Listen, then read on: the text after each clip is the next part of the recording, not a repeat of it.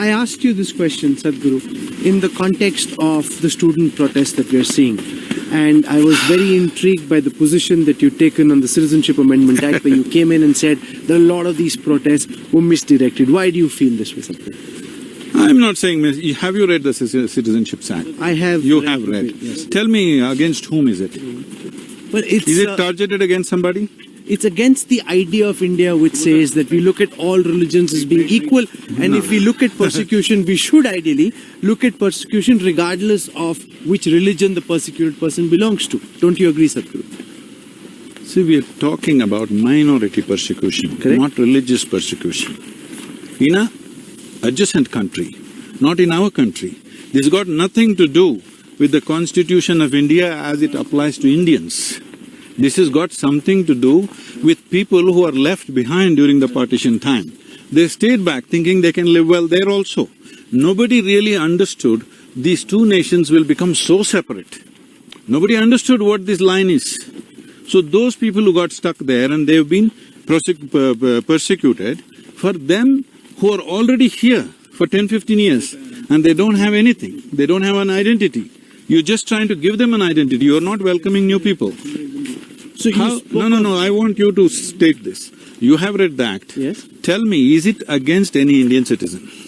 No, but here's the point. No, please tell me that no properly. Yes, I'll explain. Should it not be about minority persecution regardless of religion?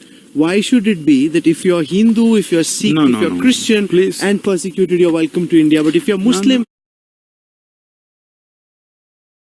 then you're not. And especially from a spiritual guru like you. No, this is a completely wrong way you are looking at it. You want controversy right now on your camera, that's all I see. Okay, please don't do this because this is about the nation. Yes. Right now, this is minority persecution, means religious minority, because they are theocratic states. They are not secular nations. They are theocratic states and there is a certain level of persecution for all of them.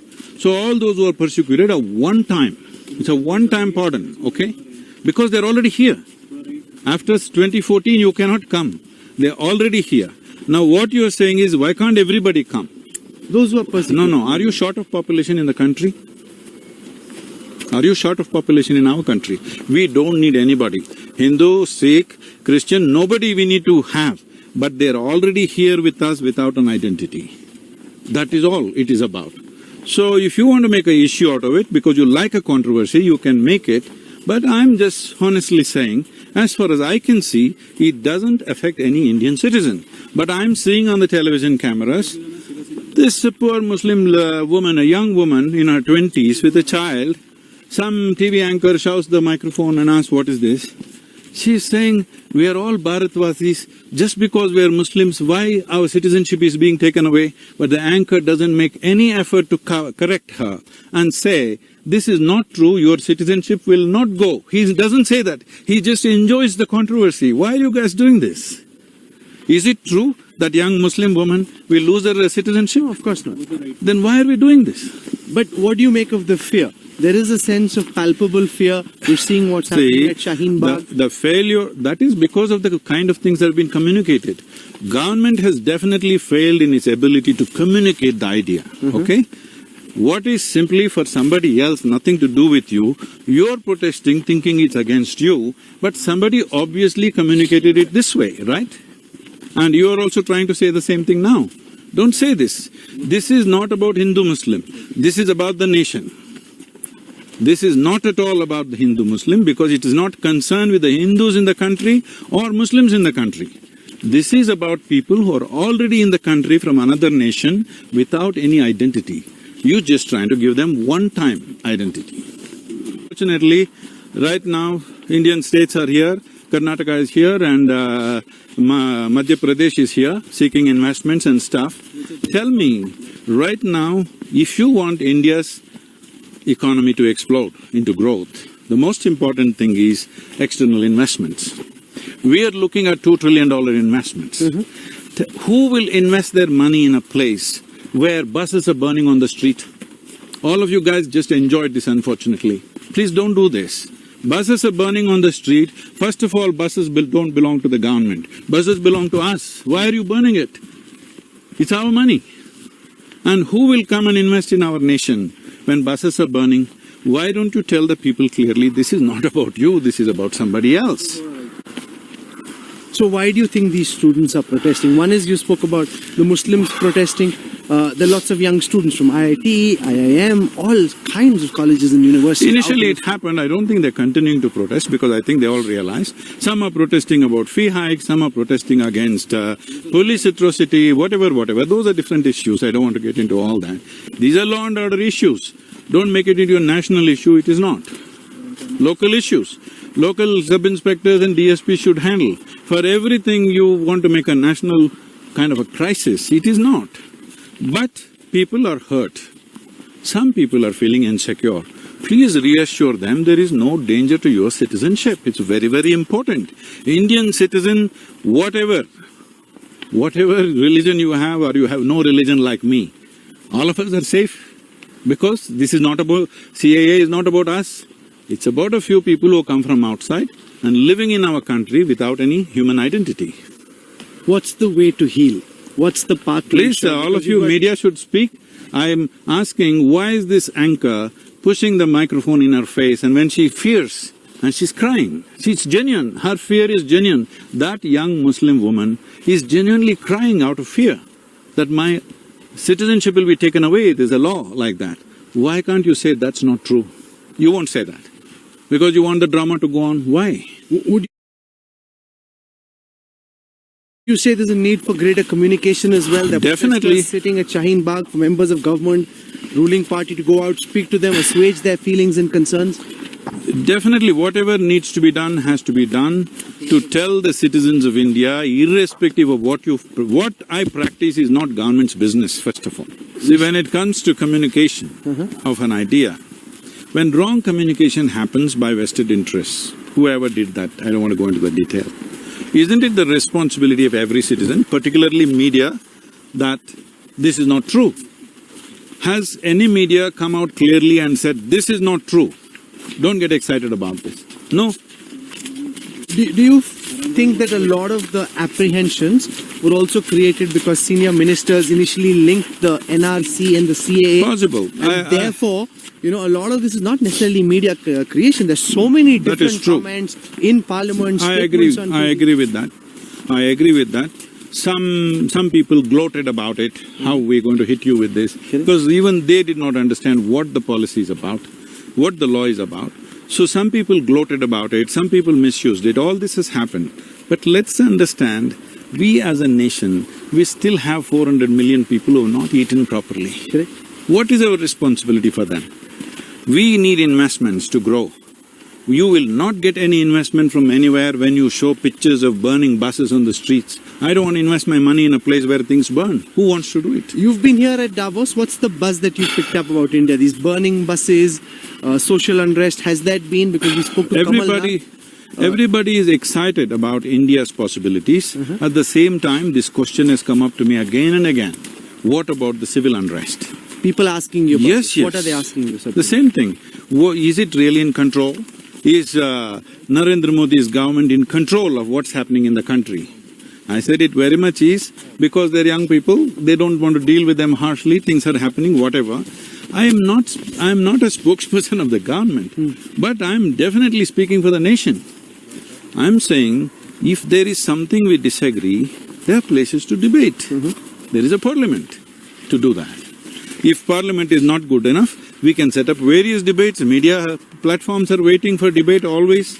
Debates are possible. Why burn the buses and create this visual which completely puts the country backwards in a negative picture? Do you believe it's a bit of a wasted opportunity at a time when 400 million people still don't have food to go into their mouths, this whole focus on very divisive issues, is that in some senses a wasted opportunity?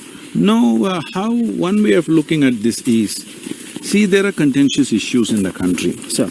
If you don't have the courage to deal with them, then you cannot make the economy grow.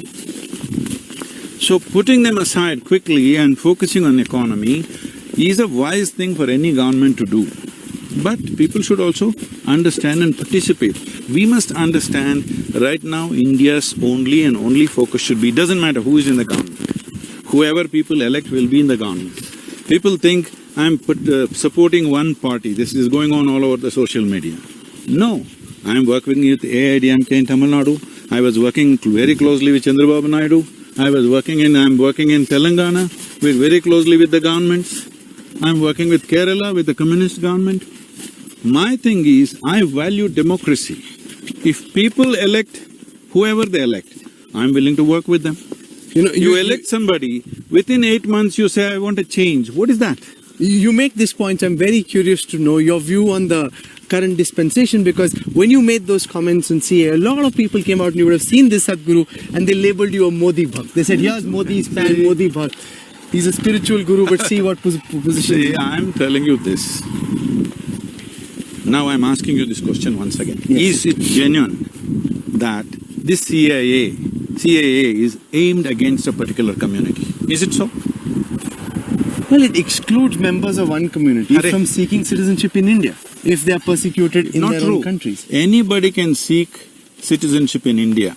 Only thing is, people who are already here en bloc, certain people are coming in. Rest can come through normal process. I come from a Sikh family. In our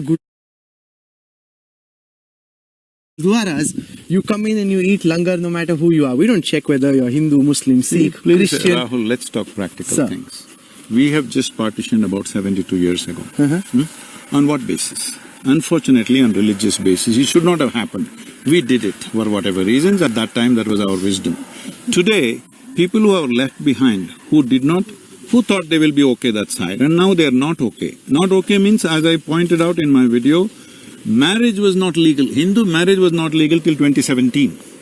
Now the people who are talking about this is, till 2017 they corrected it. What about 1948 to 2017? Your marriage is not legal. Do you know what that means? No, but what's your counter on Ahmadiyas, Hazaras, who are persecuted minorities in their countries but persecuted nonetheless because of their faith and belief? See, do you have enough population in your country? Sure, of course. More than enough? Yes. Or too much? Yes. You have too much population. We have enough. So do you want to have 50% of Pakistan back in the country because economically they're not doing well? Minority. No, because economic minorities will come. Okay. We cannot welcome, we cannot afford to. We cannot afford to bring anybody. Even if they're Hindu, you can't afford to bring them. We are only talking about, this law is only talking about those who are already inside. What do you want to do? Where do you throw them? They won't take it back. Take them back. Nor do these people can go back. They have nothing left there. What will you do with them? They have nothing left there. What will you do with them? What kind of logic is it? You spoke about too many people already. Does that indicate that you would strongly back a population control law? Is that something… 100%. I am the only one for last 25 years talking about it and being popular with every religion. Hindu, Muslim, Christian, everybody hates me because I am saying first control your populations. Because we are too many people for the land that we have. You think they should be hum do hamare do, seal that? See, you can, in a democratic country, you cannot control forcefully, but by incentives you can control. You can incentivize those who consciously decide certain things. Incentivization has to be there, otherwise nature will take care of you. See, if you don't do it consciously, nature will do it in a very cruel way. So, you sidestepped my question on responding to critics who are labelling you a Modi Bhakt. See, you are a journalist. Yes. Your name is on. Yes. All right, your face is on, your name is on. There are a whole lot of them who are anonymous journalists. They can say whatever they want to say. See, if I say something, if there is a lacuna in what I have said, please point it out to me. You talk about my mother, my wife, you're not only illiterate, you're also uncivilized. That's all. What kind of people will attack the woman in your home? No, it's not fair. It's not right. It's not right. Because you're uncivilized, that's all it is. It's not right. What is there to say about them? They can have a view on the positions you are taking, but to attack somebody's family member is totally not right. That's all that's happening. Has anybody pointed out what's wrong with what I have said? Has anybody done it? Can you do it to me? No. Because there's nothing wrong, you just don't like it. If you don't like me, it's your problem. What can I do? You just soak in your own bile, I don't. I'm fine. You can say whatever you want. I'm in a place where nobody's opinion does anything to me. And never ever I have identified with any political ideology or party. My only thing is, if people choose somebody, I support them for 5 years. After that, if you choose somebody else, I'll support them for the next 5 years, because I value democracy. If you think democracy is nothing, your opinion is everything, I'm sorry, I'm not with you. Sadhguru, as we come to the end of this interview, which is just had a beautiful setting here along the Davos Lake, I want to get you to tell all those who are watching a bit about the mindfulness retreat, the sessions that you're doing over here in these very, very stressful times. What's your… These are not stressful times. No, for everyone, in different ways. No. Times are not stressful. Individual people can be stressful if they wish to be. I am not stressful. Okay, so what's your message for the youth in terms of keeping their sanity, their heads on their shoulders, and not getting swayed by all that they see around? So we need to understand this. If you want to create a quality society, a quality nation and a quality world society, the most important thing is you create quality human beings. If you don't do any work on quality human beings, and then you think there'll be a fantastic world, those who talk about your mother and wife for every small thing, how do you create a quality world with these people? Unfortunately, they are minority, okay? If that becomes majority, you will have to leave this world. Fortunately, they are minority. Here, I'm saying in the economic forum, in a business place, they're dedicating half a day for a retreat, okay? This is because they understand without creating quality human beings, there is no quality world. A good human being is a good world. You've